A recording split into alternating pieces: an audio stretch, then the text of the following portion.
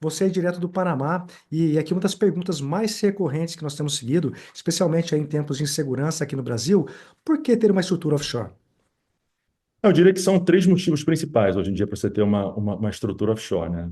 É a proteção patrimonial, a eficiência tributária e o planejamento sucessório, né? Quando a gente fala de proteção patrimonial, estou falando diretamente dessa internacionalização de patrimônio, né? Você ter as suas reservas de patrimônio indexadas ao dólar, que é uma moeda hoje em dia muito mais estável, que tem uma previsibilidade futura muito maior que o real brasileiro, né? Então, você fazer essa internacionalização de patrimônio hoje em dia através de uma empresa offshore, ela é muito mais eficiente, pode ser muito mais econômica, principalmente quando a gente fala de planejamento sucessório.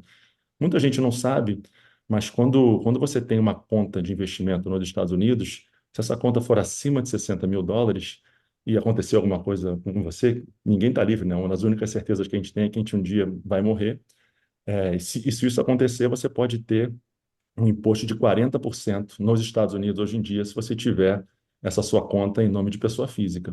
Se você tiver em nome de pessoa jurídica, ou seja, numa empresa offshore, você não tem que pagar esses 40%, porque a sucessão é feita na sociedade, não na pessoa física, não nos Estados Unidos, no caso, né? Então, eu diria que essa proteção patrimonial é muito importante. Você também tem eficiência tributária, né? Hoje em dia, a gente teve uma mudança da lei das offshore no final de 2023, que a gente sempre teve que pagar imposto, mas ficou instituído, né, que você tem que pagar 15% de imposto no lucro aferido no exterior.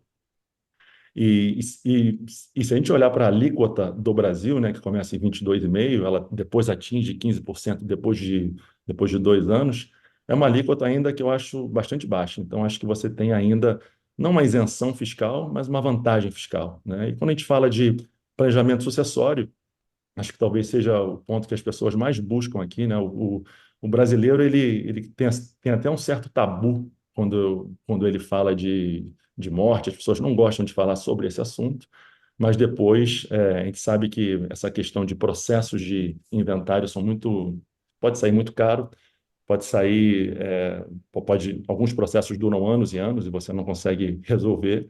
E você tendo uma estrutura offshore, muitas vezes você consegue ter um processo muito mais simples, muito menos burocrático, muito mais econômico. Então, acho que faz bastante sentido por esses três motivos.